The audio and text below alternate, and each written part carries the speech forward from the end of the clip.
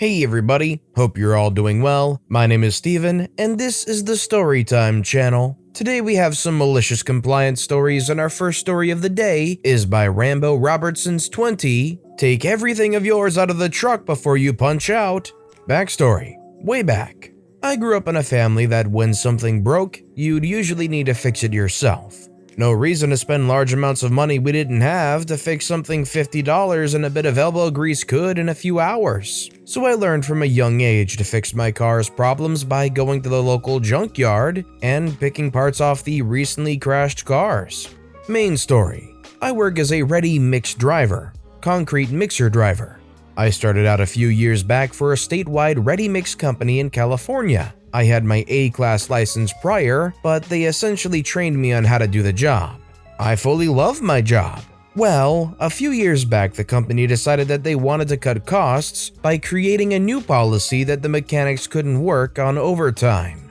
Anyone that is or knows a mechanic knows that's basically taking $400 to $500 out of their pockets each week. Over half the mechanics quit within the next 2 months. When something broke or failed on the truck's Peterbilt 370 short hood, we had been told to write a ticket and it would be fixed as quickly as possible. After the majority of the better mechanics quit, the lazier or apprentices became head mechanics. There were no backup trucks allowed, so if something broke, you'd basically be out of work until it was fixed. My last straw was when I brought up issues to our area head mechanic about the hopper not being able to lift and electric lock on the back chute not locking when pouring. He said he'd take a look at it and fix anything that needed fixing.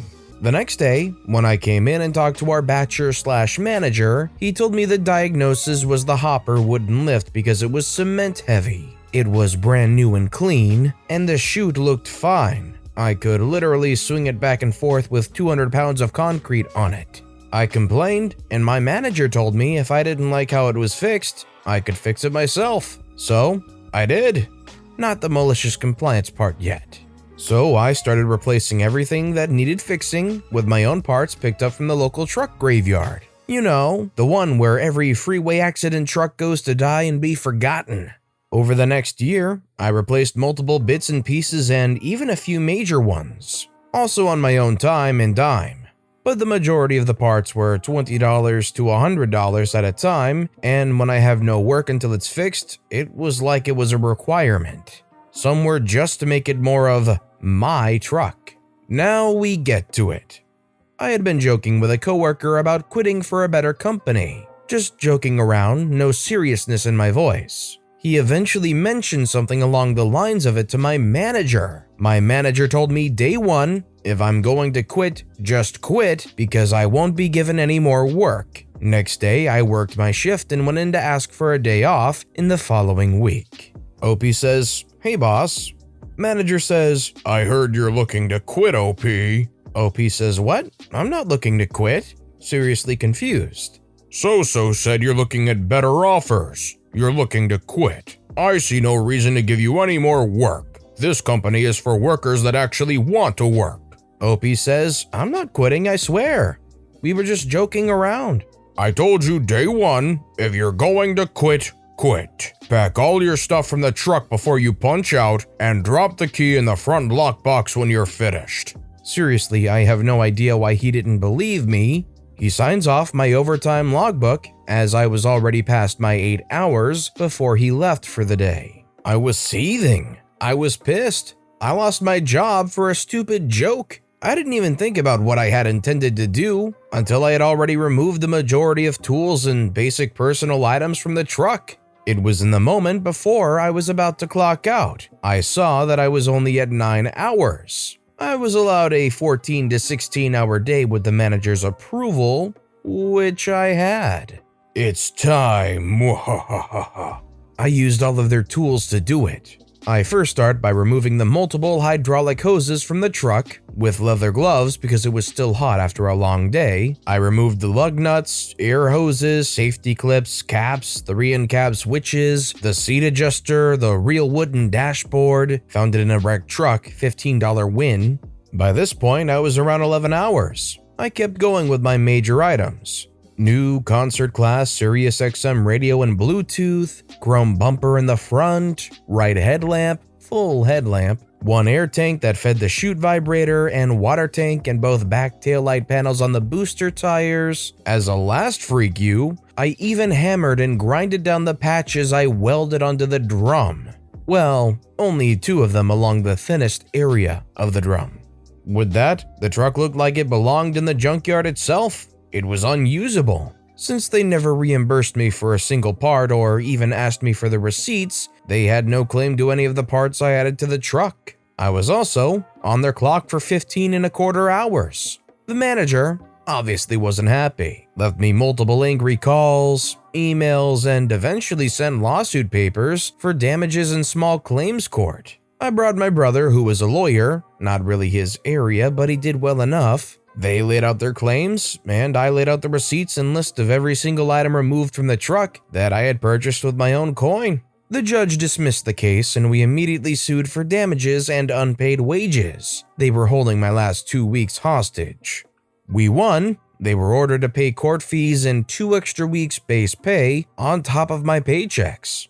My brother only asked for his base rate of $300-ish an hour with 7 hours of work. Sometimes I wish I had the mental capacity to be a lawyer. I'm still driving, but for a much better company. One where if I mention something needs to get fixed, it's usually fixed by the end of the day. Well, except for the drum. I put my 4th patch on it today. I don't have the majority of the parts anymore. Mostly sold them at a truck show swap meet. I don't have a picture of the finished truck, not that I could show it without the company colors and logo giving it away. Maybe I can find the receipts list I had. Be honest guys, if your car or your truck or your vehicle broke down, would you be able to diagnose it yourself? Or are you the kind of person, just like me, that would have to bring it in somewhere to just get to the bottom of what's even wrong with it? Let me know in the comments down below. This next story is by Giva Zhao. So if I finish all work in 4 hours, I should just sit at my desk? Okay. Backstory. I was the warehouse manager for a company that worked with human gut microbiomes. My duties included shipping and receiving orders, setting reorder points for everything the lab used, cleaning and restocking items, ordering, and a few other standard things. My boss was a new hire, and her office was in a state thousands of miles away that went on a 3-month vacation before starting, so I answered to the facility manager until she was to start. When I was brought on the warehouse, it was a nightmare. The same items were being stocked in multiple locations throughout the warehouse for no logical reason. No first in, first out systems, and the inventory tracking software they used was a mess. Many items were discontinued or no longer even used. It took me about 2 to 3 weeks to lock down my area of operations, but once I got everything right, I noticed I didn't have much work to occupy those 8 long hours. Many days I would be done with everything by 10. My start time was between 6 to 6:30, so I started asking higher ups in my facility if I could help out other sections. They said sure, we would love your help. I started assisting customer service by sending pre-formatted messages to help free up the service team. I also helped the team that processed samples, literally human poop. Well, I am about a month and a half on the job and my new boss Pam finally starts. As soon as Pam starts, she decides I am doing too much work in other departments and that I need to stay at my desk all day unless I am performing warehouse-related duties or a manager from another section gets written permission from her to allow me to leave my desk. She disseminates this information to the entire facility management through an email. Now, an important note, YouTube and other video streaming services were allowed to be used during the workday so long as you got your work done while watching. I think you know where this is going. Quick note, well, as you can tell from my post, I am in the States. What you are just finding out is that I love rugby. Playing, watching, talking about it, just absolutely love it. Well, where I am, there is not a large rugby community, so I take any chance I can to get to watch the matches. Malicious compliance. After being told I was no longer to assist other departments, I brought up to Pam that I was bored out of my skull and wanted to help out where I could to keep myself occupied and make the day go by. I was told, oh, well, you were hired to work the warehouse, so work the warehouse. Okay. I would get in between 6 and 6:30 and knock out my work. By 10, rugby was the only thing on my monitor, and I was kicked back to my chair loving my paid rugby break. This went on for weeks with higher-ups coming into my office and asking what I was doing. I would explain and some would shrug and walk away, while others would ask about the match or rugby as a whole. I love this even more because now not only was I getting paid to watch the sport I loved, but now I was getting paid to talk to people about the sport I love. I assumed with higher-ups seeing this, they would put an end to it, but nope, it just stayed that way. Even when Pam was told what I was doing, she said, "Good, he is where he needs to be." Well, after 2 to 3 months of this, YouTube ran out of new matches, so I quit and moved on to a better job. I just love the simple fact that they stuck around as long as they did, solely because they could keep watching rugby matches on YouTube, and they only left when they finally ran out of rugby matches to watch. To be fair, it doesn't sound like that bad of a gig at all. Our next story is by Kiki BTW. New HR manager pisses off hardworking employees, mass malicious compliance. Years ago, I worked for an awesome company that understood workplace culture, and fun was a huge part in keeping employees happy and productive. In our office, people would often cycle to work and therefore needed to shower and get ready at work. That meant that sometimes they didn't get to their desk until after 9 a.m. However, nearly everyone worked back without being asked to deliver on deadlines. Management didn't care because they knew the work was being done, and everyone always went over and above. Enter new HR manager. We never really had one before, but we're growing, so needed one. Within her first few weeks, she sent out an email saying that everyone needed to be seated and ready to go at 9 a.m., and that we needed to stop having social chats and getting ready at work, or if we did, do it earlier. She never acknowledged the fact that everyone put in unpaid overtime. Cue mass malicious compliance. Everyone would start at 9 a.m. as per email and then leave at 5 p.m. Projects started running behind and clients started getting pissed off because their product was not being delivered on time. New HR manager was confused as to why work was not being delivered on time anymore. People were starting on time. She made sure of it. Needless to say, upper management removed the rule and she quit shortly after. We all went back to our normal ways and, wouldn't you know it, projects were back on track. Don't walk into a new company and try to change something that isn't broken. The people will revolt. See, OP wrote they quit shortly after, but I don't know if they really quit shortly after. If they were on record as quitting, maybe it was one of those ask them respectfully, amicable, split, "Oh, I want to spend more time with my family," because I doubt they just quit. This next story is by Other Lieutenant Dan. Must check my work email every single day? Okay. So I was working for a small private ambulance company that ended up getting bought out by a larger corporation. The folks that have done this kind of work, no, it wasn't the company you're thinking of, but this new corporation wanted to be just like them. So corporate sends out a directive that all employees must check their work email at least once every 24 hours, no exceptions. Now, I'm a lowly part-timer, so it would occasionally be weeks in between my shifts. The fun part is, I usually played field supervisor on my shifts I did work. So in order to be in compliance with the corporate directive, I set my work email to update every day at the same time on my phone. I would then log my 15 minutes of email checking on my paycheck, so I would also be in compliance with state and federal payroll laws. I also made sure to inform as many employees to do the same.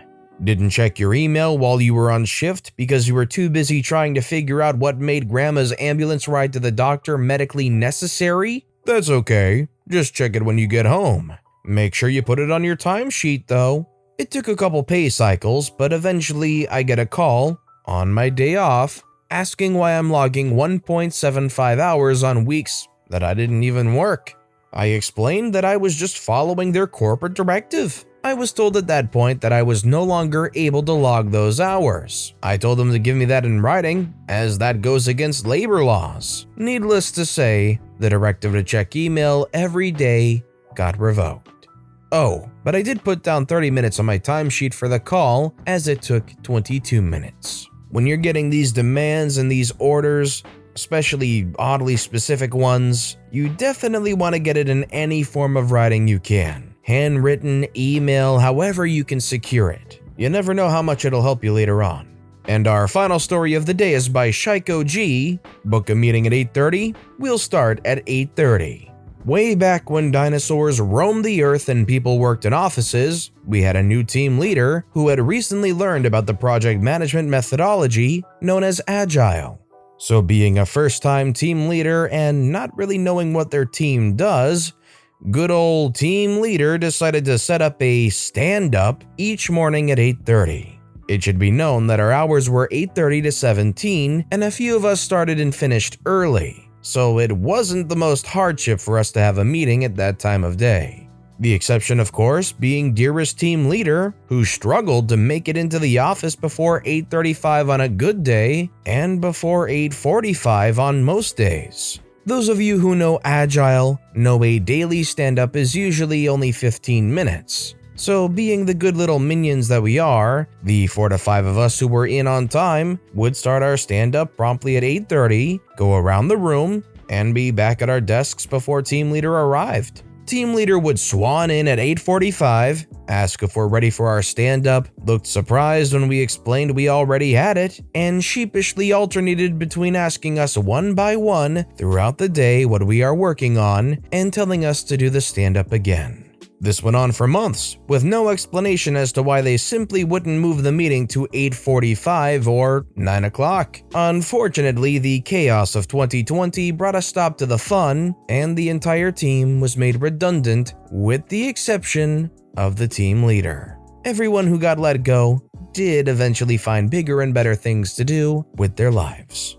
You would just think, as a team leader, you would put in the effort to make sure that you're the first person there. I would feel embarrassment not being able to be the first person to the building. As team leader, you want to be that person that everybody else looks up to or respects because although you're on the top, you're still out hustling everybody, unlike this guy.